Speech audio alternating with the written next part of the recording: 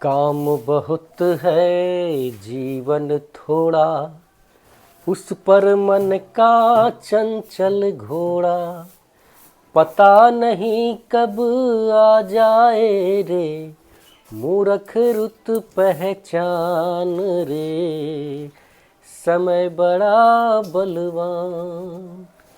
जय श्री राम बंधु। इस छोटे से मानव जीवन में बहुत सारे काम हैं, जीवन थोड़ा है। क्या करें क्या ना करें, क्या करें जो सद्गति में बाधक ना हो। तो इसी बात को लेकर के आज का ब्लॉग है। घर गृहस्थी में बहुत सारे कार्य भी हैं जो भी समझ में आता है ग्रंथ के माध्यम से, अपने गुरुजनों के माध्यम से, वो मैं आपके बीच रखता हूँ। और अपने परिवार में बच्चों, अपने गृहिणी धर्मपत्नी, उसको भी समझाता हूँ ताकि उसका भी कल्याण हो सके। और अभी हमारी धर्मपत्नी जी सवेरे सवेरे आंगन की सफाई कर रही हैं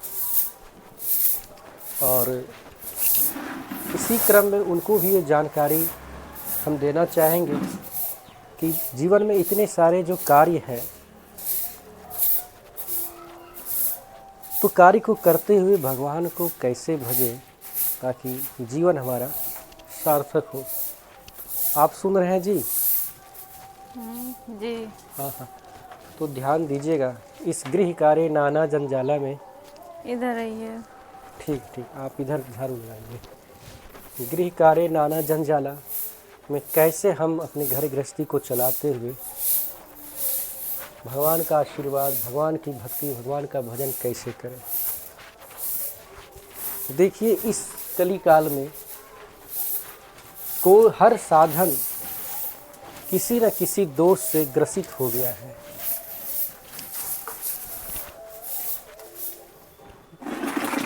कथा में मिलावट हो गई, दूध में मिलावट हो गया, घी में मिलावट हो गया, हर चीज़ में मिलावट हो गया।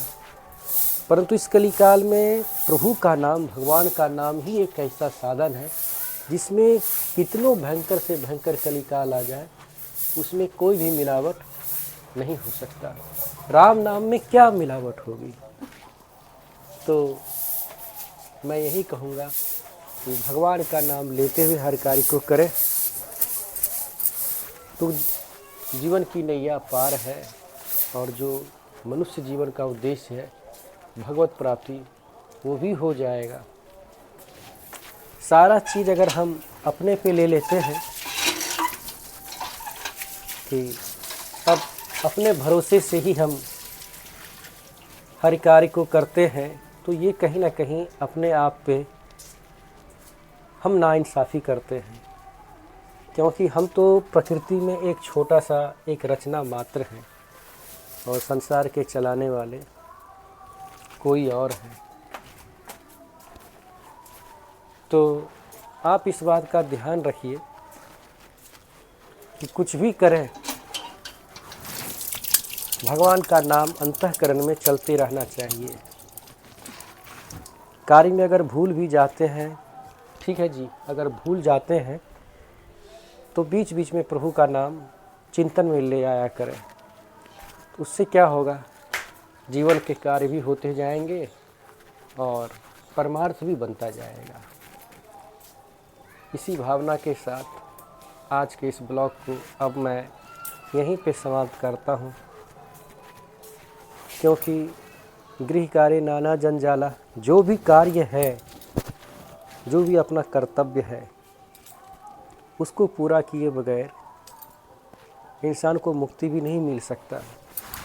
भगवान श्री कृष्ण चंद्र जी अर्जुन को भी युद्ध के लिए, महाभारत के युद्ध में समझा रहे थे ना जी हाँ, अर्जुन को भी युद्ध के लिए समझा रहे थे।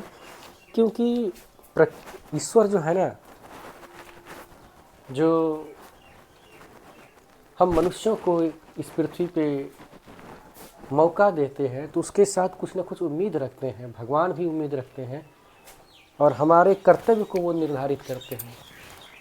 अभी जैसी हमारी धर्मपत्नी है, इसके लिए हमारा कर्तव्य है कि हम इसकी सुरक्षा करें, अपने बच्चे को सही एजुकेशन, सही शिक्षा दें, ताकि वो आगे चल कर के एक अच्छा इंसान बन सके। मैं घर के अंदर आया हूँ, अब यहाँ पे थोड़ा रोशनी कम है, तो भाई मैसेज साफ साफ है कि आप केवल भगवान को, किसी भी कार्य को करते वक्त भगवान का चिंतन कदापि ना भूलें। और 1 मिनट के लिए आप इधर आ जाइए, थोड़ा सा हम लोग एक मौखिक मूल बात कर लेते हैं, फिर इस ब्लॉग को हम लोग समाप्त करेंगे। तो ठीक है, धोइएगा क्या इसको? हाँ चलिए, आप धो लीजिए और धोते हुए भी हमारी बात को सुनिएगा। फिर हम चले जाएंगे अपने कार्य के लिए, अपने खेत की तरफ जाएंगे, और आप घर में अपना काम देखिएगा, ठीक है? और वक्त निकाल के हम यही कहेंगे बंधुओं कि जितने भी कर्तव्य हैं आपके जीवन में, वो आप अपने दम पे मत कीजिए, वो भगवान का नाम लेकर के आप शुरू कीजिए, तो परिणाम जो भी होगा वो कल्याणकारी होगा, वो अच्छा होगा। और अपने दम पे अगर करेंगे तो उसकी सफलता आपके लिए सुख और कष्ट का कारण बनेगा। और अगर भगवान के भरोसे करते हैं तो आनंद का एक स्रोत हो जाएगा। और अपने सनातन धर्म के ग्रंथ को अपनी भाषा में, विशुद्ध हिंदी में ज़रूर पढ़िए, ताकि अपने अधिकार और कर्तव्य और धर्म का बोध हम लोगों को हो सके। तो अपने और अपने बच्चों का रखें ख्याल, और अपने कर्तव्यों का नेक बने, संस्कारवान बने, मेहनतशील बने, और जो उचित कर्तव्य हैं आपके लिए उसे ज़रूर करें। क्योंकि ईश्वर जब जीव को जन्म देता है, उसके कर्तव्य को निश्चित करते हैं, उस कर्तव्य को पूरा करने के लिए जब आप चलते हैं तो उसमें भगवान का आपको सपोर्ट भी मिलता है। हालांकि उसमें थोड़ा आपको परेशानी होती है, लेकिन वो परेशानी ही आपको निखारता है, क्योंकि संसार उनका है, उनका बनाया हुआ संसार है ईश्वर का।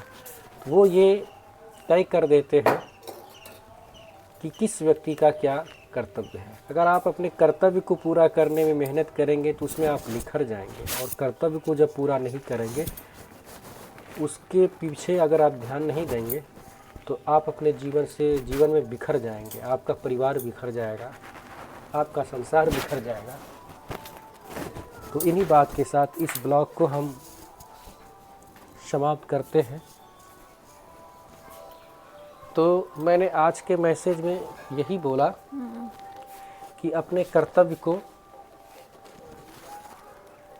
पूरा करने में ध्यान दीजिए। अगर आप अपने कर्तव्य को पूरा करने में ध्यान देते हैं तो आप निखर जाइएगा। दिक्कत होगी, मुसीबतें आएंगी, लेकिन भगवान का आशीर्वाद रहेगा, आप उसमें निखर जाएंगे। और अपने कर्तव्य को पूरा करने में अगर आलस करेंगे तो भगवान का सपोर्ट भी नहीं मिलेगा और आप बिखर जाएंगे, आपका संसार बिखर जाएगा। तो अपने कर्तव्यों का रखें ध्यान। अगले ब्लॉग में पुनः मुलाकात होगी। अगर पहली बार इस ब्लॉग को देख रहे हैं तो हरिभक्त दीपक को ज़रूर सब्सक्राइब करें यूट्यूब पे, और अपने कर्तव्य अधिकार का विशेष ध्यान रखें, अपने माता पिता, बच्चों, परिवार। तो मिलते हैं अगले ब्लॉग में, तब तक के लिए जय श्री राम। जय श्री राम। रहे न संकट, रहे न भय, सदा रहे निर्भय, नाम हरि का लीजिए, चरण कमल पर ध्यान धरीजिए। जय श्री राम।